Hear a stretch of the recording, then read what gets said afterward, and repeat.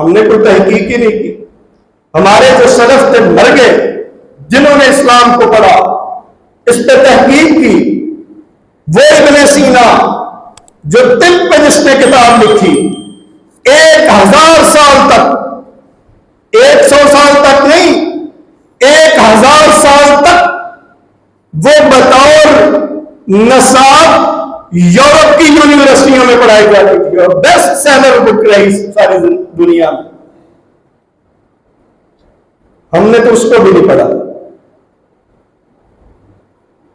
آج کی جتنی بھی میڈیکل سائنس ہے نا, جتنی بھی آپ کے پاس دوائیاں آتی ہیں جو آپ کھاتے ہیں, یہ ساری کی بنیاد ابن سینا کی کتاب القانون ہے. القانون فی الطب, اس کتاب ہے. یعنی اسلام نے اگر کسی چیز سے انسان کو روکا ہے تو اس کی کوئی بڑی وجہ ہے, اس کی کوئی بڑی وجہ ہے, اس لیے روکا ہے. تحقیق کس نے کرنی ہے؟ اس نے حکم دے دیا, عقل بھی دی, چلنے پھرنے کے لیے سارا بدن دیا, وسائل دیے, لیکن ہم نے تحقیق چھوڑ دی. کیا ہے انسان کے لیے جو چیز اللہ تعالیٰ منع کرتا ہے وہ انسان کی بہتری میں ہوتی ہے, اور ہم پھر بھی نہیں کرتے.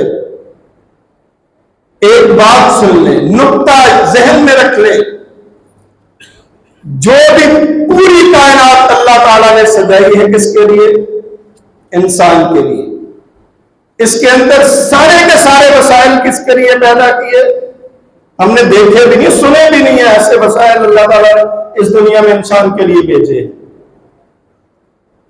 وہ سارے کے سارے کس نے دیے, کس کے لیے کیے؟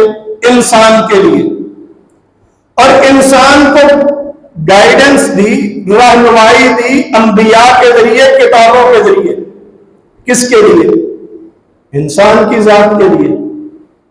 وہ رزق دیتا ہے انسان کو. اگر اس نے کسی چیز سے منع کیا ہے تو فائدہ کس کا ہے؟